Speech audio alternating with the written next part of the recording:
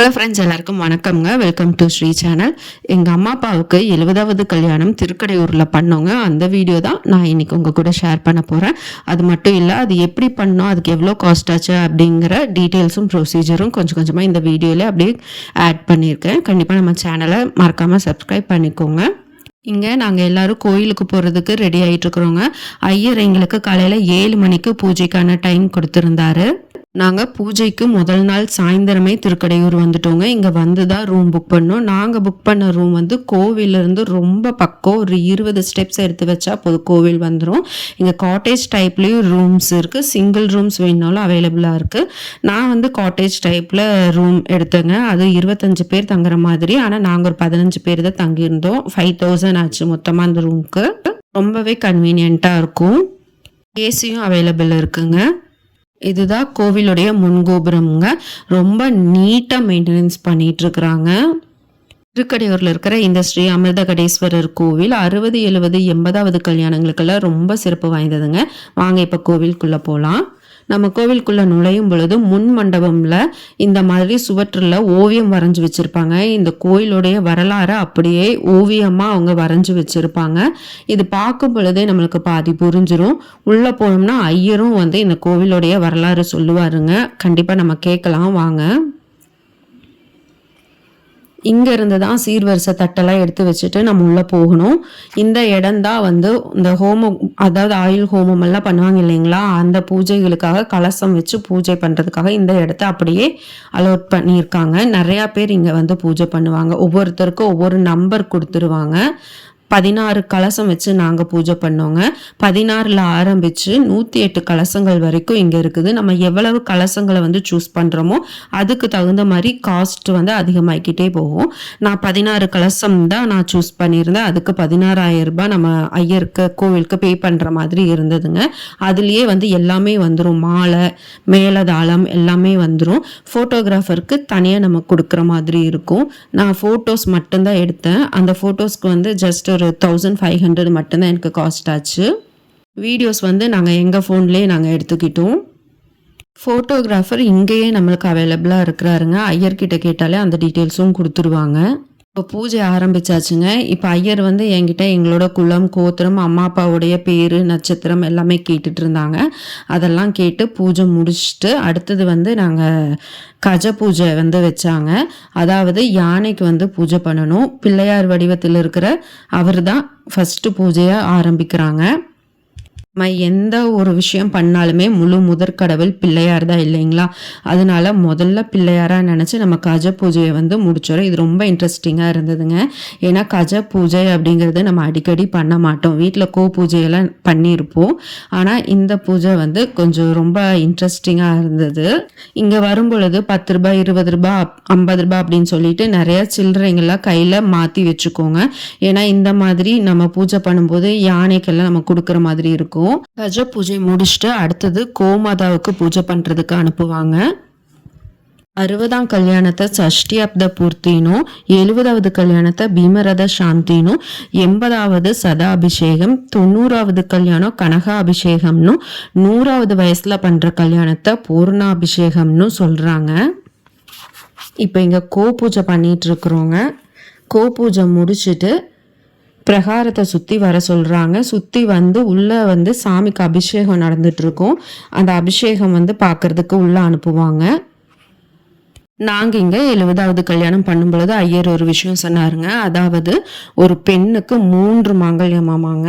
அந்த 3 மாங்கல்யத்தில் முதல் மாங்கல்யம் அவங்க பெற்றவர்கள் வந்து அவங்களுக்கு பண்ணி வைக்கிற கல்யாணம். 2வது, அதாவது 60வது இல்லாத 70வது கல்யாணம் பிள்ளைகள் வந்து பண்ணி வைக்கிறது மாங்கல்யம். 3வது 80வது கல்யாணங்க, அது பேர பிள்ளைங்க வந்து பண்ணி வைக்கிறது. இப்போ வந்து நான் 70வது கல்யாணம் வந்து அப்பாவுக்கு பண்ணி வச்சிட்டேன். இனி அவங்களோட 80வது கல்யாணத்தை என்னோட குழந்தைங்க வந்து அவங்களுக்கு பண்ணி வைப்பாங்க அப்படின்னு நான் நம்புகிறேன். கண்டிப்பாக அது நடக்குங்க. இப்போ நாங்கள் பிரகாரத்தை சுற்றி வந்துட்டு அபிஷேக பூஜையும் பார்த்துட்டு இப்போ எங்களுக்குன்னு அலோட் பண்ண இடத்துக்கு நாங்கள் இங்கே வந்துட்டோம். இந்த இடத்துல வந்து ரொம்ப ஸ்வெட்டிங்காக இருக்குங்க. பார்த்திங்கன்னா நிறைய ஹோமகுண்டம் இருக்கும். எல்லா ஹோமகுண்டமும் வளர்த்தும் பொழுது பார்த்திங்கன்னா நிறையா வந்து ஹீட் வரும், புகையும் வரும். ஸோ கண்டிப்பாக மறக்காமல் இந்த இடத்துக்கு வரும் பொழுது ஹேண்ட் கர்ச்சீஃப் வச்சுக்கோங்க. இந்த இடத்துல ஏர் சர்க்குலேஷனே அதிகமாக இருக்காது. கோவிலுடைய இறைவன் அமிர்தகடேஸ்வரருங்க, இறைவி அபிராமி அம்மா. இவங்கள இங்கே வந்து நம்ம வணங்கிட்டு போகும் பொழுது நம்மளுக்கு யம பயமே வராது அப்படிங்கிறாங்க. யம பயத்தை நீக்கக்கூடிய கோவிலுங்க இது. எல்லா சிவாலயங்கள்லையுமே கண்டிப்பாக நவகிரகங்கள் இருக்குங்க. ஆனால் இந்த கோவிலில் மட்டும் நவகிரகங்களே கிடையாது. இது எல்லாமே பூஜை பண்ணும் பொழுது ஐயரே நம்மளுக்கு அங்கே சொல்லுவார். அது மட்டும் இல்லை, பூஜை பண்ணும் பொழுது இந்த கோவிலுடைய வரலாறும் சொன்னாருங்க. அது என்னது அப்படின்னா, மார்கண்டேயர் அப்படிங்கிறவர் காசியில் பிறந்தவர். அவர் காசியிலிருந்து ஒவ்வொரு சிவாலயமாக வந்து பூஜை பண்ணிக்கிட்டே வராரு. அப்படி ஒரு நாள் இந்த சிவாலயத்தையும் அவர் பூஜை பண்ணும் பொழுது அவருக்கு வயசு 16ங்க. அப்போது யமன் வந்து அவர் மேலே பாசக்கயிறு வீசுறாரு. யமன் வீசுகிற பாசக்கயிறு மார்கண்டேயர் மேலே மட்டும் அல்லாது சிவபெருமான் மேலேயும் விழுகுதுங்க. கூடவே பாசக்கயிறு இழுக்கும் பொழுது சிவபெருமானையும் சேர்த்து அது இழுக்குது. அப்போது கோபமடைகிற சிவபெருமான் யமனையே சம்ஹாரம் பண்ணிடுறாரு. அப்புறம் சிவபெருமான் மார்கண்டேயருக்கு என்றும் 16 அப்படின்னா சிரஞ்சீவி அப்படிங்கிற ஒரு வரத்தை கொடுக்குறாரு. அப்போ சிரஞ்சீவி அப்படிங்கிற வரத்தை பெற்றுட்டு மார்கண்டேயர் வந்து 16 மந்திரங்களை சிவபெருமானுக்கு சொல்றாருங்க. அந்த 16 மந்திரங்களையும் நம்மளுக்கு இங்க சொல்லுவாங்க. அப்ப வந்து நம்ம இந்த மாதிரி பூமியை தொட்டு நமஸ்காரம் பண்ணணும். அதுதான் இப்ப நாங்க இங்க எல்லாரும் பண்ணிட்டு இருக்கிறோம். யமன் பாசக்கயிறு வீசின அந்த தடம் வந்து இன்னமும் அங்க இருக்குதுங்க. அதை சிவபெருமானுக்கு பால் அபிஷேகம் பண்ணும் பொழுது மட்டும் அது காட்டுவாங்க. இங்கே 60-70வது கல்யாணம் எல்லாம் பண்ணும் பொழுது 2 கால பூஜை இருக்குங்க. அதாவது முதல் நாள் சாயந்தரமும் அடுத்த நாள் காலையிலையும் இருக்கும். நாங்கள் வந்து ஒரு கால பூஜையை மட்டும், அதாவது காலையில் நேரத்து பூஜையை மட்டும் நாங்கள் சொல்லியிருந்தோம். ஏன்னா முதல் நாள் சாயந்தரம் வந்து 2 மணி நேரம் உட்கார்ற மாதிரி இருந்தது. அது எங்கள் அம்மானால முடியாது. அம்மா கொஞ்சம் உடம்பு சரியில்லாமல் இருந்ததுங்க. அதனால முடியாதுன்னு சொல்லிட்டு ஒரு கால பூஜையை மட்டும் நான் சொல்லியிருந்தேன். இப்போ நாங்கள் கொண்டு போய் இந்த மாங்கல்யத்தை என்னோட மாமனார் மாமியார் கையில் கொடுத்து அம்மா அப்பா வாங்கிக்கிறாங்க. இதுக்கப்புறமா புனித நீராடிட்டு அதுக்கப்புறம் வந்து அந்த மாங்கல்யம் கட்டுவாங்க. அதுக்கு முன்னாடி அங்கே தம்பதி சகிதமாக நின்று இந்த மாதிரி மாலை மாற்றிக்க சொல்கிறாங்க. அதில் முதல்ல நானும் என் ஹஸ்பண்டும் மாற்றிக்கிட்டோங்க. இப்போ கல்யாணத்தன்னைக்கு மாற்றிக்கிட்டது. அதுக்கப்புறமா 16 வருஷம் கழித்து இன்றைக்கி தான் மாற்றிக்கிறோம். அது ரொம்ப ஒரு ஹாப்பியான ஒரு விஷயமா இருந்தது. அதுக்கப்புறமா என்னோட மாமனார் மாமியாரும் அதே மாதிரி மாலை மாற்றிக்க சொன்னாங்க. என்னோட மாமனார் மாமியாரும் அதே மாதிரி ஒருத்தருக்கு ஒருத்தர் மாலை மாற்றிக்கிட்டாங்க. நம்மளுக்கு இதெல்லாம் பார்க்கும் பொழுது ஒரே சந்தோஷமா இருக்குங்க. அதாவது நம்மளோட அம்மா அப்பா மாமனார் மாமியார் எல்லாத்தையும் ஒரே இடத்துல வச்சு இந்த மாதிரி நம்ம பார்க்குறோம் இல்லைங்களா? அப்போ வந்து நம்மளுக்கு மனசுக்குள்ள கண்டிப்பாக ஒரு சந்தோஷமாகவும் ஒரு பூரிப்பும் வரும். ஆனால் அது வந்து வெளியில் சொல்ல முடியாது இப்படி தான் அப்படின்ட்டு. அதுக்கப்புறமா பார்த்தீங்கன்னா பேரம்பேத்திகள்லாம் இருப்பாங்க இல்லைங்களா? அவங்களும் வந்து காலில் விழுந்து ஆசீர்வாதம் வாங்கிக்கிட்டு அவங்களுக்கும் மாலை கொடுத்தாங்க. அடுத்தது புனித நீராடுறதுக்கு அனுப்பிச்சாங்க. நம்ம கலச தண்ணியெல்லாம் வச்சு ஹோமம் பண்ணியிருந்தோங்க இல்லைங்களா? அந்த கலசமெல்லாம் எடுத்து ஒவ்வொருத்தர் கையிலையும் கொடுத்து அவங்கள வந்து இப்படி புனித நீராடுறதுக்கு அனுப்பிச்சாங்க. இந்த இடத்துல கண்டிப்பாக ரொம்ப பார்த்து போகணுங்க. ரொம்ப வழுக்குச்சு இந்த இடத்துல. இதுக்கப்புறமா தான் நம்ம அவங்களுக்கு முகூர்த்தத்துக்குன்னு சொல்லி தனியாக ஒரு புது ட்ரெஸ் எடுத்துருப்போம் இல்லைங்களா? அந்த ட்ரெஸ்ஸை மாற்றிட்டு வருவாங்க. இங்கே ஹோமம் வளர்க்குறதுக்கு, புனித நீராடுறது, கல்யாணத்துக்கு எல்லாத்துக்குமே தனித்தனியாக ஒரு இடத்த அலாட் பண்ணியிருக்காங்க. இப்போ இந்த இடத்துல தான் அம்மா அப்பாவுக்கு 70வது கல்யாணம் நடக்க போகுதுங்க. கல்யாணம் முடிச்சுட்டு அலங்கார பூஜை பார்க்குறதுக்கு அனுப்புவாங்க. இங்கே இருக்கிற ஐயருங்க எல்லாருமே நம்மளை ரொம்ப நல்லா கைட் பண்ணி ரொம்ப நல்லா பூஜை பண்ணாங்க. எனக்கு ரொம்ப திருப்தியாக இருந்ததுங்க. இருந்தாலும் வந்து ஒரு சின்ன ஒரு பயம் பதட்டம் இருந்துகிட்டே இருந்தது. இது எல்லாமே நல்லபடியாக நடந்து முடியணுங்கிற பயமும், யார் மனசையும் புண்படுத்திடக்கூடாது, எல்லாரையும் வந்து நல்லா இன்வால்வ் பண்ணி இது பண்ணணும், நல்லபடியாக நடந்து முடியணும் அப்படிங்கிற ஒரு சின்ன கவலையும் டென்ஷனும் இருந்தது. அது மட்டும் இல்லைங்க, அன்றைக்கி அனுஷ்காவுக்கு ரிசல்ட்டும் கூட 10th ரிசல்ட்டு. ஸோ அவள் எப்படி மார்க் வாங்குவா அப்படிங்கிற அந்த ரிசல்ட் டென்ஷனும் கூட சேர்ந்துக்குச்சு. ஸோ இது எல்லாமே சேர்ந்து கொஞ்சம் பயமாக இருந்தது, பதட்டமாக இருந்தது இதெல்லாமே முடிகிற வரைக்கும். ஆனால் எல்லாமே வந்து ரொம்ப நல்லபடியாக சந்தோஷமாக திருப்தியாக முடிஞ்சதுங்க. ஆனால் ரொம்ப கூட்டமாக இருக்குங்க. எங்களை போலவே தம்பதிகள் வந்து அடுத்தடுத்து வந்துட்டே இருந்தாங்க. அப்போ அவங்களுடைய உறவுக்காரர்கள் எல்லாருமே கூட வரும்போது பார்த்திங்கன்னா அந்த இடமே வந்து ஃபுல்லாக ரொம்ப கூட்டமாக தான் இருக்கும்.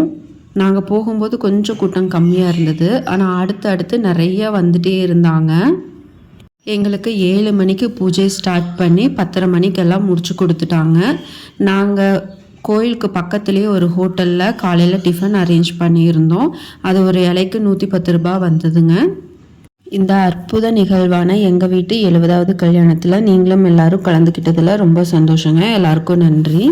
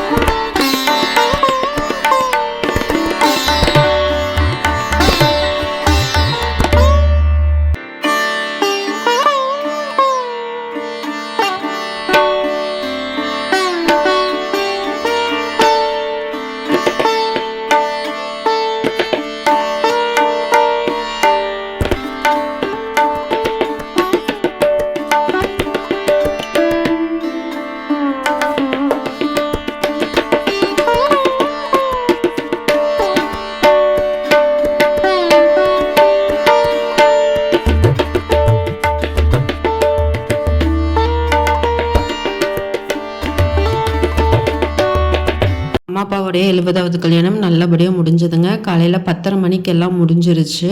அதுக்கப்புறம் நாங்கள் போய் டிஃபன் சாப்பிட்டுட்டு ரூமில் போய் ஒரு 3 மணி வரைக்கும் ரெஸ்ட் எடுத்துகிட்டு 3 மணிக்கு மேலே தான் கிளம்புனோம். உங்களுக்கு திருக்கடையூர் போன எக்ஸ்பீரியன்ஸ் இருந்துச்சுன்னா கண்டிப்பாக ஷேர் பண்ணுங்கள் கமெண்ட் பாக்ஸில். இந்த வீடியோ பிடிச்சிருந்துச்சுன்னா கண்டிப்பாக லைக் பண்ணுங்கள். தேங்க்ஸ் ஃபார் வாட்சிங்.